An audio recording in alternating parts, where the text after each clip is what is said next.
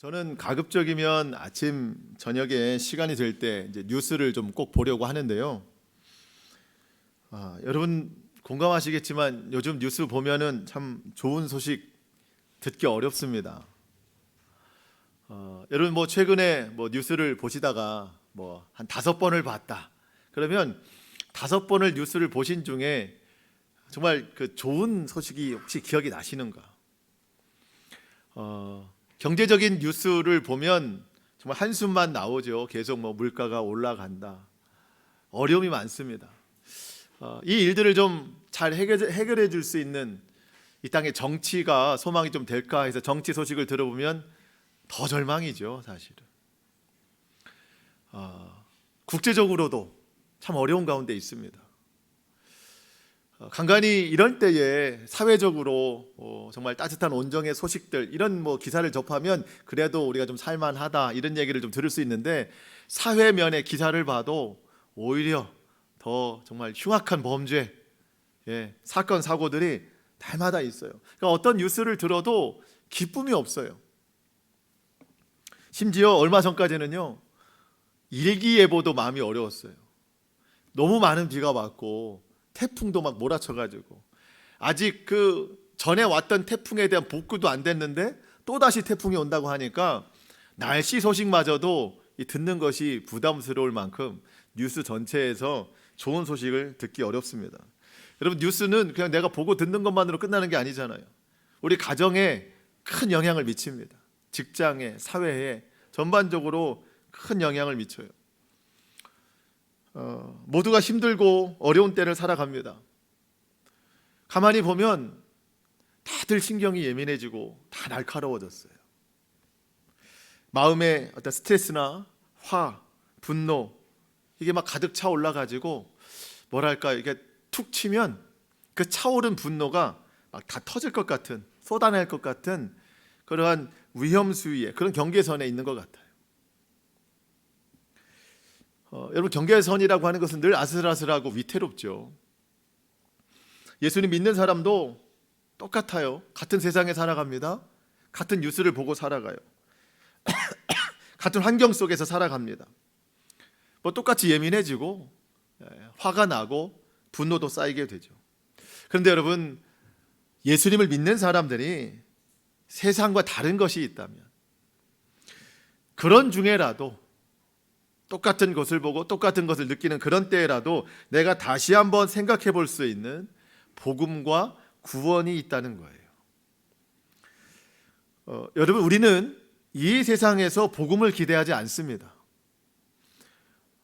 뉴스에서 좋은 소식을 들으면 그것은 마음이 좋지만 여러분 그게 나의 복음은 아닙니다. 경제가 회복이 되고 사회가 안정이 되고 국제적으로도 평화가 찾아오면 그런 소식을 들으면 좋죠. 좋은데 그게 나의 구원은 아닙니다. 나의 구원, 나의 복음은 오직 예수 그리스도예요. 여러분들 많은 사람들이요 세상에서 복음을 찾아요. 뉴스에서 복음을 듣고 싶어해요. 세상에서 구원 얻으려고 살아갑니다. 이런 때에 진짜 복음이 무엇인지, 구원은 어디로부터 오는 것인지 그거를 아는 사람들, 믿는 사람들이 이 세상과 구별된 삶을 살아내야 되는 겁니다. 그것이 구원받은 사람의 사명이에요. 그래서 우리가 이 즈음에 계속해서 빛과 소금 그 사명을 잘 감당하자는 이야기를 계속하고 있는 겁니다. 여러분 세상과 똑같으면 절대 세상을 변화시킬 수 없습니다. 우리가 지난 주일에 예수님께서 그런 말씀하셨어요. 예수님 자신과 율법을 비교하시면서 결론은 그거였죠. 우리에게 율법 이상의 더 높은 수준의 사랑을 실천해야 된다. 헌신과 용서를 겸손을 실천해야 된다. 예수님은 그러한 율법 이상의 수준을 우리에게 요구하실 때 6가지 큰 주제를 가지고 말씀하시거든요. 그게 이제 앞으로 남은 5장 후반의 이야기인데 그 중에 오늘 하나가 바로 살인에 관한 이야기예요. 참 무섭죠. 율법에는 옛사람에게는 살인하지 말라라고 기록이 되어 있는데 예수님의 새 계명에는 마음의 살인도 하면 안 된다라는 뜻입니다. 모든 게 마음에서 시작되기 때문입니다.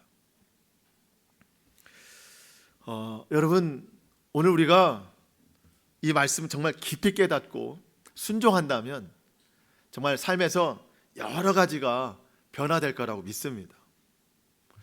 근데 우리는 이제 말씀을 들을 때 들으면서 은혜가 되지만 들음에 대한 결국은 내가 아니고 다른 사람이에요. 누가 들었어야 되는데 잘 들었지? 뭐 이렇게 우리가 이런 식으로 대화가 되면 안 되는 겁니다. 누가 들어야 돼요? 오늘 나 자신. 저도 듣겠습니다. 저도 제가 설교를 하지만 저도 듣고, 아니 저는 이미 들었어요. 설교를 준비하면서. 여러분들도 내 자신이 들어야 될 말이다 생각하고 변화가 있었으면 좋겠어요. 여러분, 가정이 변하려면 내가 변해야 돼요. 내가 변하면 교회도 변합니다. 여러분, 가정과 교회가 변하잖아요. 세상이 변합니다. 여러분, 높은 곳에 올라가서 십자가 많이 있다고 우리가 맨날 얘기하잖아요. 여러분, 십자가 그렇게 많으면 뭐해요? 세상이 안 변하는데. 그 십자가의 빛만큼 우리가 세상에서 빛을 드러내야 돼요. 내가 그렇게 변화되어야 세상이 변화되는 것이지 십자가만 있다고 변화되는 것은 아닙니다. 오늘 우리가 그 빛으로 세상을 변화시켜 나가기를 축복합니다. 자, 21절 말씀 같이 한번 읽어보겠습니다. 21절입니다. 시작. 옛사람에게 말한 바 살인하지 말라. 누구든지 살인하면 심판을 받게 되리라 하였다는 것을 너희가 들었으나. 자, 여러분, 10계명에 보면은요, 출애굽기 20장에 10계명 나오는데 거기에는 살인하지 말라만 기록이 되어 있어요. 심판을 받으리라 이런 내용 없습니다. 그런데 그 10계명을 좀 해설하는 뒷부분에 가보면 출애굽기 21장 12절에 사람을 쳐 죽인 자는 반드시 죽일 것이나, 이렇게 그 심판의 내용이 있어요. 사람을 쳐 죽인 자는 반드시 쳐 죽일 것이나. 그런데 간혹 하나님이 그 살인을 허용하는 경우가 있어요. 이걸 좀 잘 들으셔야 되는데, 하나님이 일부러 사람을 죽인다는 뜻이 아니라 어떤 그럴 만한 큰 범죄를 저질렀다거나, 근데 하나님이 일부러 죽이시는 것이 아니라 그 사람의 죽음을 그냥 내버려 두시는 것이죠. 근데 어느 사람의 손에 의해서 고의적이 아닌 그렇게 하나님이 허용한 그런 죽음이 있을 때에는 이 사람은 살인자가 되지 않아요. 고의적이지 않았기 때문에. 그래서 구약성경에 보면 도피성이라는 걸 하나님 만들어 놓으셨어요. 고의적이지 않았고 또 불의하게 그렇게 됐던 그 상황들에 대해서 하나님이 그 사람을 이제 도피성에 숨게 하시는데, 여러분, 그 사람이 고의적이었는지 아니면 부주의로 그렇게 됐는지 알 수가 없어요. 근데 나중에 그 도피성에 숨겨 있던 사람이 고의로 그랬다는 것이 발각이 되면 성경에 보니까 그 사람을 끌어내서 그 사람을 쳐 죽일지니라. 결국 여러분, 살인은 대부분 심판을 받게 되어 있습니다. 죽는 거예요. 하나님이 이 살인이 큰 죄라는 것을 알게 하시기 위해서 율법에 이렇게 명시하신 거예요. 살인하지 말라. 이건 죄다. 그럼 살인하면 안 된다. 근데 여러분, 사람들이 살인이 죄이기 때문에 안 하는 게 아니라 그 뒤에 있는 심판 때문에 안 하는 거예요. 그 뒤에 있는 강력한 처벌 때문에. 그게 두려워서 살인을 안 하는 거예요. 마음의 중심이 잘못되어 있는 겁니다. 물론 그것도 법의 역할이기는 하나, 여러분, 심판이 두려워서 법을 지킨다면 그런 행동을 통해서 사회의 질서는 지켜지겠지만 관계는 절대 지켜지지 않습니다. 법 때문에 내가 참고 있는 거지, 법이 아니었으면 벌써 살인한다는 마음들이 벌써 있는 거예요. 마음의 분노는 절대 사라지지 않습니다. 마음의 분노가 차올라서 감당하지 못할 정도가 되면 율법도 필요 없게 되는 거예요. 여러분, 이 시대에도 살인사건이 많이 나는 건 법이 없어서 그런 게 아니잖아요. 그리고 법에 대한 처벌을 몰라서 그런 것도 아니잖아요. 이미 이 법을 넘어선 조절이 안 되는 그런 마음의 분노가 있기 때문에 지금도 그러는 거예요. 그래서 예수님이 처벌 때문에 두려워서 살인 안 하는 것이 아니다. 살인 자체가 죄다. 그러니 법을 두려워하지 말고 너의 마음부터 두려움을 가져야 된다는 거예요. 마음의 살인부터 하면 안 된다는 거예요. 여러분, 그게 22절입니다.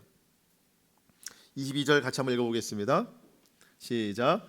나는 너희에게 이르노니 형제에게 노하는 자마다 심판을 받게 되고 형제를 대하여 나가라 하는 자는 공회에 잡혀가게 되고 미련한 놈이라 하는 자는 지옥불에 들어가게 되리라. 예수님은 살인뿐만 아니라 당연히 안 되죠. 형제에게 분노하는 자도 심판을 받는데요. 여기서 말하는 분노는 지속적인 마음의 분노예요. 순간순간 드는 화가 있고 분노가 있어요. 여러분, 그것조차 없으면 그거는 사람 아닙니다. 여러분, 사람은 사람이지 하나님이 아니에요. 감정이 없는 로봇도 아니에요. 그렇기 때문에 감정적으로 화가 나기도 하고 분노가 드러나기도 합니다. 그런데 지속적으로 가지고 있으면 안 된다는 거예요. 그럼 이 지속적으로라는 기간 혹은 시간이 얼마나 되는가? 에베소서 4장 26절에서 한번 찾아볼 수 있는데요. 분을 내어도 죄를 짓지 말며 해가 지도록 분을 품지 말라. 어느 때까지요? 해가 지도록. 그날 갖게 된 화와 분노는 그날을 넘기지 말라는 겁니다. 그렇다고 해서 아직 몇 시간 남았어 하면서 끝까지 가지고 있으라는 건 아닙니다.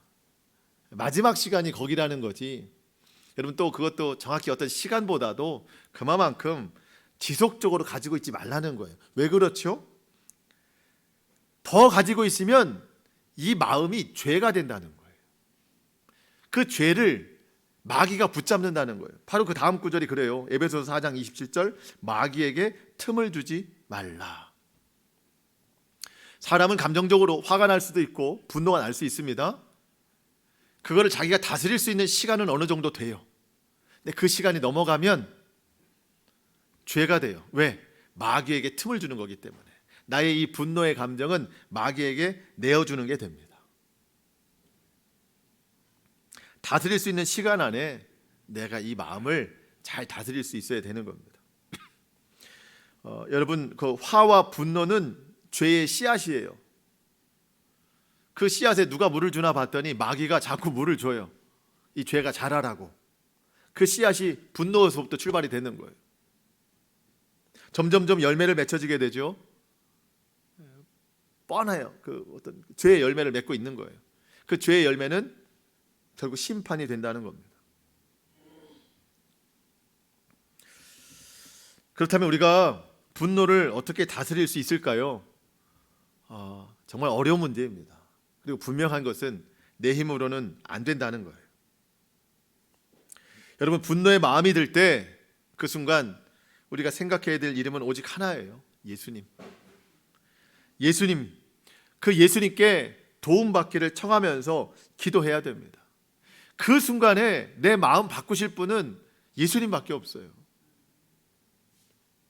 다만 그 결과가 있기를 갈망하는 마음은 내게 있어야 됩니다. 주님, 지금 제 마음에 화가 있어요. 분노가 찹니다. 주님, 내 마음 다스려 주셔서 이 분노와 화가 떠나가게 하소서. 그 갈망하는 마음은 내게 있어야 되는 겁니다. 그게 출발이에요. 그럴 때 예수님께서 나에게 주시는 말씀이 분명히 있어요. 어렵지도 않아요. 근데 나는 절대 생각 못하는 거예요. 저는 이 두 가지 말씀을 주신다고 생각하거든요. 긍휼히 여기는 자는 복이 있나니 저가 긍휼히 여김을 받을 것이며. 사실 이 말씀도 참 벅찬데 한 가지 더 말씀하십니다. 화평하게 하는 자는 복이 있나니 저가 하나님의 아들이라 일컬음을 받을 것이며. 여러분, 분노의 상황에 있어서 누군가 대치를 하고 있다면 나는 다른 사람을 보고 있는 것 같지만 결국은 나는 거울을 보고 있는 거예요. 나는 나만 바라보고 있는 거예요. 내 입장만 생각하고 있는 거예요. 그때 주님이 거울을 치우게 하십니다. 그 사람을 바라보게 하십니다. 그 사람을 긍휼히 여겨라. 이렇게 된 상황을 한번 생각해 보자는 거예요. 내 마음도 화가 나지만 그 사람의 상황도 한번 생각을 해보라는 거예요. 그러면서 화평하게 하는 자가 되라는 말씀하십니다. 여러분, 긍휼한 마음을 가지면, 사실 그것도 힘들죠. 근데 긍휼한 마음을 가지면 내 마음이 좀 정리가 될 수 있어요. 그런데 그것으로 끝날 수가 없습니다. 화평하는 자, 거기까지 나아가라는 겁니다. 그 말은 그 상황에서 적극적인 선을 행하라는 거예요. 내 마음만 다스리면 나는 믿음으로 승리했지만 그 상황을 이긴 건 아니에요. 함께 이긴 건 아닙니다. 우리 주님이 원하시는 건 내 마음을 다스리는 것뿐만 아니라 그 상황을 함께 이겨서 나의 선한 행실로 하나님께 영광이 되라는 거예요. 그 자체에 빛을 비추라는 거예요. 성경에서 한 가지 예를 들어보자면 창세기 4장에 가인과 아벨이 나옵니다. 가인이 형이고 아벨이 동생이에요. 둘 다 하나님 앞에 예배를 드립니다. 하나님이 동생 아벨과 그의 예배는 제물은 받으셨는데 가인과 그의 제물은 받지 않으셨어요. 가인의 얼굴이 화가 났습니다.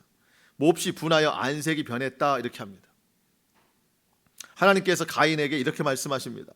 창세기 4장 6절 7절 여호와께서 가인에게 이르시되 내가 분하여 함은 어찌 됨이며 안색이 변함은 어찌 됨이냐. 내가 선을 행하면 어찌 낯을 들지 못하겠느냐. 선을 행하지 아니하면 죄가 문 앞에 엎드려 있느니라. 죄가 너를 원하나 너는 죄를 다스릴지니라. 자, 여러분, 내 마음의 분노를 다스리는 건 하나님 말씀이에요. 근데 그 상황, 죄를 다스리는 건 선을 행하는 거예요. 선을 행하는 거. 사실 둘 다 힘듭니다. 마음 다스리는 건 힘들고 더군다나 거기서 내가 어떻게 선까지 행하겠어요. 전혀 나에겐 선한 것이 없습니다. 그때 나에게 가장 선하다고 하는 것은 선하신 분을 생각하는 것밖에 없어요. 예수님을 생각하는 것밖에 없습니다. 하나님이 주시는 마음으로 선을 행할 방법을 찾는 거예요. 그때 되면 저는 하나님이 반드시 주신다고 믿습니다. 그렇게 마음이 결정이 되었기 때문에. 순종하는 자에게, 마귀에게 틈을 두지 않는 하나님 승리를 주시는 거예요. 로마서 12장 17절 아무에게도 악을 악으로 갚지 말고 모든 사람 앞에서 선한 일을 도모하라. 악한 자 앞에서도 그냥 내가 참고 말지 하고 후퇴하는 것이 아니라, 사실 그것도 힘들지만 오히려 더욱 선한 일까지 베풀라는 거예요. 같은 로마서 12장 21절 악에게 지지 말고 선으로 악을 이겨라. 이겨야 돼요. 선으로. 제가 몇 달 전에 그 한산이라는 영화를 봤는데요. 이순신 장군 나오는 한산. 그 대사 중에 몇 가지 너무 기억에 남는 대사들이 있어요. 안 보신 분들에게는 또 줄거리가 될까 봐 좀 조심스럽긴 한데, 그 몇 가지 대사 중에 그 이순신 장군이 했던 말이 참 많이 떠오릅니다. 무슨 말을 했냐면 우리에게는 압도적인 승리가 필요하다. 일본군과 해상에서 전투를 벌입니다. 초반과 중반에 계속해서 적군에게 밀려요. 그 이순신 장군의 어떤 전략은 어떤 함정 지역까지 그들을 끌어들여서 거기서 이게 이기는 건데, 그렇지 않으면 승리할 수 없기 때문에 전투력으로 거기까지 끌어들이는 데까지 위태위태합니다. 초반과 중반까지 굉장히 밀려요. 아군들까지 이순신 장군에게 빨리 명령을 해달라는 거예요. 공격하든지 아니면 빨리 도망가든지, 그렇지 않으면 우리가 다 진다는 거예요. 그때 이순신 장군이 하는 말이 그거예요. 우리에게는 압도적인 승리가 필요하다. 적군들이 포위망에 다 들어왔을 때까지 참고 기다렸다가 거기에서 다 포위한 다음에 한 번에 발포합니다. 그리고 거북선으로 밀고 나가서 완전히 이기는 거죠. 저는 우리 주님이 우리에게 이 말씀하신다고 생각해요. 죄와 악, 이 분노와의 싸움 가운데 우리에게 압도적인 승리가 필요하다는 거예요. 내가 그 상황에서 내 마음만 지키는 것은 그냥 승리입니다. 근데 거기서 내가 선을 행하는 거, 내가 거기서 선을 행할 때 마귀에게 넘겨줄 뻔했던 그 상황까지도 내가 다 이겨내고 그 사람과의 관계까지도 이겨내는 거, 여러분 이게 압도적인 승리예요. 우리 주님이 원하시는 게 저는 이거라고 생각이 돼요. 물론 이것도 내가 할 수 있는 것은 아닙니다. 여러분, 내가 성령님께 순종할 때 도울 힘을 주시고 또 지혜를 주신다고 믿습니다. 여러분 너무 버겁죠? 그 상황 참기도 힘든데 거기서 선을까지 베풀으라고 하니 여러분 우리는 이제 좀 수준 높은 신앙으로 나아가야 됩니다. 수준 높은 신앙. 여러분 그 수준이 되셨다고 저는 믿고 어떤 상황 가운데서도 한 단계보다도 그 다음 단계 압도적인 승리를 이루는 저와 여러분 될 수 있기를 축복합니다. 또 하나 마음뿐만 아니라 또 하나 우리가 꼭 지켜야 될 것이 있는데 바로 우리의 입술입니다. 입술. 우리의 영혼이 믿음으로 거듭났듯이 꼭 거듭나야 될 게 바로 우리 입술이에요. 22절 그 하반절에 보면 형제에 대하여 라가라 하는 자는 공에 잡혀가게 되고 미련한 놈이라 하는 자는 지옥불에 들어가게 되리라. 여러분 이 라가라는 말은요 욕설입니다. 욕설. 근데 그냥 욕이 아니고요 인격적인 모독을 하는 욕설입니다. 이 나라의 욕이에요. 욕. 아주 들으면 심히 불편한 욕입니다. 미련한 놈이라고 하는데 여기서 미련한 놈이라고 하는 것은요 우매한 자를 뜻하는데 그냥 뭐 바보 정도가 아닙니다. 우매하다는 것은요 성경에서 하나님을 알지 못한다는 뜻이거든요. 하나님을 알지 못한다. 여러분 하나님을 알지 못하면 결국 어디로 가요? 지옥불로 떨어지는 거예요. 멸망당하는 거예요. 근데 이 사람이 뭐라고 얘기하는가 하면 앞에 있는 내가 지금 멸시하는 그 사람이 하나님을 믿는데도 미련한 놈이라고 말하면 너는 지옥불에 떨어질 인생이야 라고 말하는 거예요. 그 지옥 가라고 말하는 것이니까 얼마나 이게 정말 아주 심한 욕이에요. 인격을 모독하는 것뿐만 아니라 그 사람의 영혼까지도 잠재우는 해서는 안 될 말이라는 겁니다. 근데 하나님 예수님 뭐라고 말씀하세요? 그렇게 미련한 놈이라고 해서 지옥불에 넌 떨어질 거야 라고 말하는 그 사람이 지옥불에 떨어진다는 거예요. 분노는 무엇으로 가장 먼저 표출이 되죠? 말로, 우리 입술로. 말은 보이지가 않잖아요. 그래서 우리는 쉽게 내뱉습니다. 근데 다 흩어지는 것 같아도 듣는 사람의 마음에 상처로 남고 무엇보다도 하나님 책에 그 기록에 다 남는데요. 우리가 했던 모든 욕과 모든 말들. 여러분 26절 한번 보실까요? 26절. 진실로 내게 이르노니 내가 한 푼이라도 남김없이 다 갚기 전에는 결코 거기서 나오지 못하리라. 이 말씀은요, 내가 누군가한테 죄의 빚을 졌어요.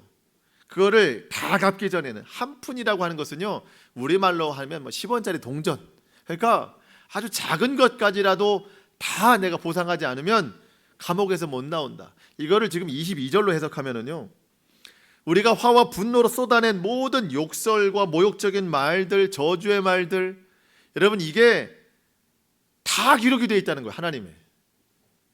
그 중에 뭐 작은 것 하나라도 남아 있으면 지옥불에 들어간다는 뜻이에요. 우리가 하는 말이 얼마나 중요한지 몰라요. 물론 회개하면 주님이 다 용서하십니다. 여러분 회개는 입술로만 하는 게 아니라고 그랬어요. 삶을 돌이키는 거라고 그랬어요. 교회 와서 회개하고 예배 끝나면 또 입에서 거친 말들 나가고 또 회개하고. 여러분 이건 진정한 회개가 아닙니다. 회개했다고 말할 수가 없어요.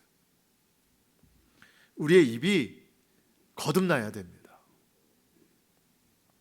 여러분, 언어와 말만 바뀌어도 가정이 달라져요. 삶이 달라집니다. 적극적인 선이 필요해요. 이 언어도 압도적인 승리가 필요한 거예요. 야고보서 3장 9절에 이런 말씀이 있습니다. 이것으로, 그러니까 우리의 입술로 우리가 주 아버지를 찬송하기도 하고, 또 우리의 입술로 하나님의 형상대로 지음받은 사람을 저주하나니. 여러분, 내가 욕하는 그 사람도 하나님의 형상대로 지음받은 사람이에요. 근데 우리가 뭐 그 상황에서 그렇게 생각 못하죠. 원수 같은 저 사람이 무슨 하나님의 형상이야. 도저히 내 마음에 들지 않고 그렇게 판단이 되죠. 근데 여러분, 그거는 내 입장이고 하나님의 입장에서는요, 그 누구도 그냥 지은 사람이 없어요. 다 하나님의 형상으로 지은 사람입니다. 그 사람에게 내가 욕하는 건 하나님을 욕하는 거예요.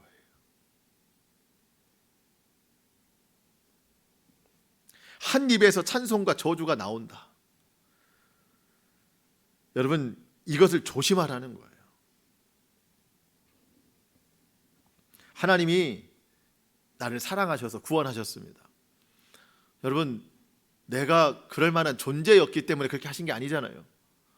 흉악한 죄인인 나를 주님이 사랑하셔서 십자가로 날 구원하셨으니 우리도 그 사람이 정말 사랑할 만해서 지금 이 감정에 있어서는 절대 하지 못하지만 주님의 말씀이니까, 주님이 나를 그렇게 사셨으니까 우리가 긍휼의 마음으로, 또 사랑과 용서의 마음으로 말부터 실천하자는 거예요. 말부터 격려하시고 위로하시고 함께 주님 나라 세워나갈 수 있기를 축복합니다. 마음은 예배까지도 흔들어 놓는데요. 자, 23절 24절입니다. 같이 읽겠습니다. 23절 24절 시작. 그러므로 예물을 제단에 드리려다가 거기서 내 형제에게 원망 들을 만한 일이 있는 것이 생각나거든 예물을 제단 앞에 두고 먼저 가서 형제와 화목하고 그 후에 와서 예물을 드리라. 아멘. 여러분, 여기서 우리가 정말 중요한 것을 깨닫습니다. 여러분, 우리는 누군가 나에게 잘못하면 원망을 많이 합니다. 원망을 많이 하는데 내가 생각하지 못하는 게 있어요. 그게 뭐냐면 나도 누군가에게 원망 들을 만한 일을 하고 있다는 거예요. 여러분, 그리스도인들이 참 이 부분이 약해요. 이 부분이. 난 예수 믿으니까 좀 의로운 것 같아요. 그래도 좀 이 세상보다는 좀 착하게 사는 것 같아요. 그러다 보니 자신만 생각해요. 나만 바라봐요. 내가 남에게는 어떻게 하는 줄을 못 봐요. 내 형제에게 원망 들을 만한 일이 생각나거든. 오늘 여러분 예배 자리에 오셨는데요. 여러분들이 혹시 예배 자리에 나오시다가 누군가 관계에 있어서 좀 좋지 않은 일이 생각이 났는데 내가 좀 잘못한 것 같다, 내가 좀 원망 들을 만한 일인 것 같다, 그러면 이 자리에 오셔서 성경대로라면 헌금을 하나님 앞에 드리셨다가 갔다 오라는 거예요. 헌금을 드리라는 건 그걸 뭐 하나님 받겠다는 게 아니라 예배를 꼭 참석하라는 것이죠. 갔다가 화목한 다음에 다시 예배를 드리라는 겁니다. 자, 그런 것으로 보면 예배 자리에 누가 있을 수 있겠는가? 우리가 11시에 시작하는데 11시에 그러면 아무도 없겠는데, 더 중요한 건 저도 없다는 거죠. 네, 저도 없어요. 저도 예배를 준비하다가 미안한 마음이 있으면 갔다 와야죠. 저 없다고 뭐라고 하시지 말고, 저도 여러분 없다고 뭐라고 할 게 아닙니다. 그만큼 예배 드릴 마음이 중요하다는 거예요. 여러분, 우리는 원망의 마음을 품지 않는 것도 중요하고 원망 들을 만한 행동도 하지 말아야 됩니다. 분노도 하지 말아야 되지만 누군가에게 분노를 일으킬 것도 제공하지 말아야 되는 거예요. 내가 분노를 일으킬 만한 일을 제공하면 그 사람은 또 마음에 살인이 일어나거든요. 물론 그것도 그 사람의 몫입니다. 하지만 내가 내 마음 지키는 것이 중요하듯이 다른 사람의 마음을 지켜주는 것도 중요합니다. 그런데 우리 서로가 그런 원망의 마음, 분노의 마음을 풀지 못할 때에 그 마음은 정말 예배에 방해가 됩니다. 사실 그 마음 자체가 이미 사탄에게 틈을 주는 것이거든요. 여러분 그렇잖아요. 우리 애가 그 예배 방해를 받는 게 너무 많은데 내 마음이 분노로 찼을 때, 원망으로 찼을 때 사실 온전한 예배 드리기가 어렵습니다. 그냥 뭐 예배 자리에 앉아 있다 가는 경우가 대부분이에요. 그런 불편한 마음을 가지고 예배에 참석하잖아요. 그럼 우리 눈에는 그 불편한 것들만 다 보입니다. 뭐 많은 것들을 경험하셨을 텐데 여러분 그 교회 오는 길부터 불편하잖아요. 내 마음이 불편하면 주차장에서 주차를 하는데 다른 사람들이 주차해 놓은 게 벌써 눈에 들어오죠. 왜 저렇게 주차를 해놨는지 이해가 안 간다. 왜 저렇게 바짝 붙여놨는지 다른 때 잘 안 보였는데 이 마음이 불편하면 그렇게 다 보여요. 아유 저기다가 차 3대는 내놓겠는데 혼자 저렇게 대놨네. 교회에 딱 들어오면서 본래는 성도들과 반갑게 인사를 해야 되는데 성도들과 눈 마주치기가 싫어요. 내 마음이 불편하니까. 또 나를 이상하게 쳐다보는 것 같기도 하고. 예배당에 들어오면 온도가 안 맞기 시작하고, 예배당 온도가 안 맞기 시작하고, 목사님이 찬송 부르면 부를 만한 찬송도 없고, 목사님이 설교하면 오늘은 왜 저런 설교하시나 이해도 안 가고, 그러니까 다 처음부터 이게 마음이 이게 틀어져 있기 때문에 하나도 마음에 드는 게 없습니다. 그러니까 어렵게 예배가 끝났잖아요. 그럼 다시 또 주차장에 내려가야 되고 또 그게 보이고 이게 반복이 되는 겁니다. 여러분 누구나 다 겪는 일입니다.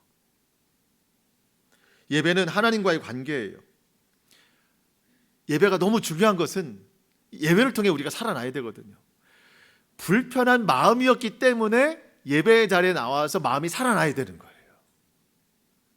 그 마음 가지고 예배를 드리기 시작하면 안 되고 그 마음을 이기려고 예배를 드리는 거예요. 여러분 그래서 예배를 위해서라도 마음의 분노가 풀어져야 돼요. 그러니까 가서 화해하고 오라잖아 예수님이.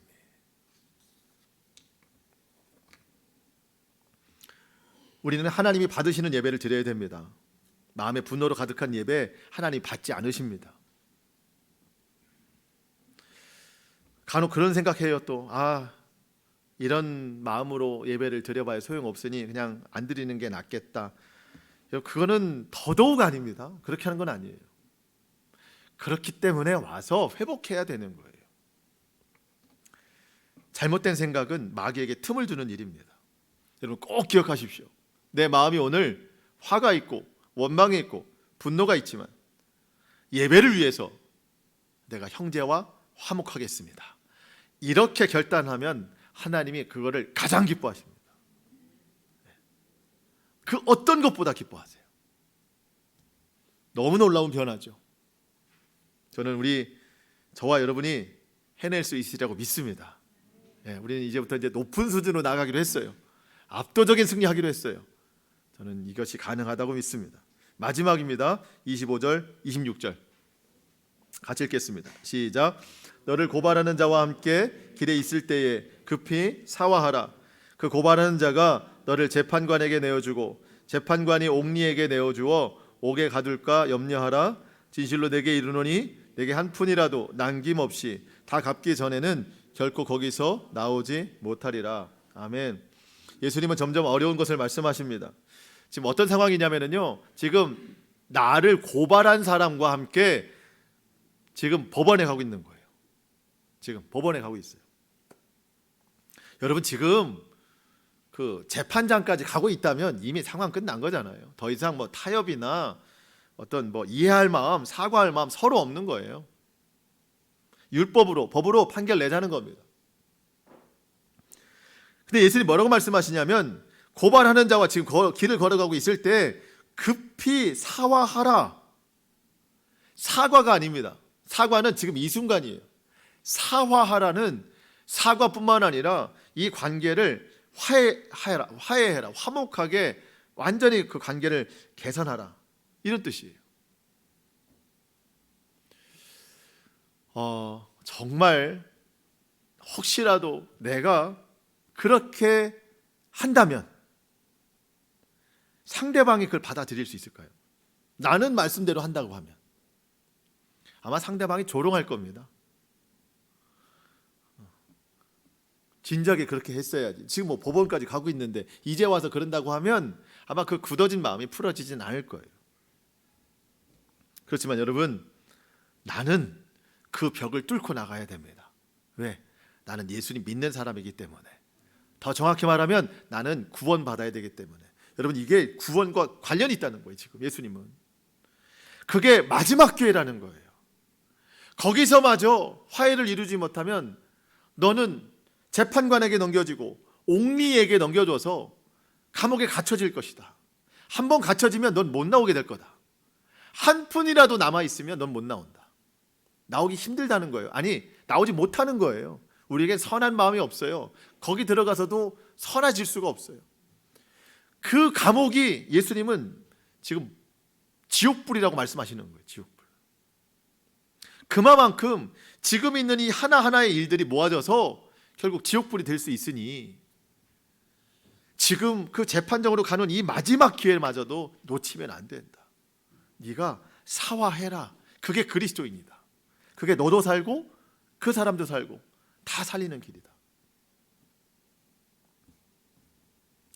여러분, 우리가 아주 작은 것이라도 형제와 화해를 이루지 못한 것이 남았다면 여러분 거기서 못 나온대요. 그 감옥이 지옥불이래요.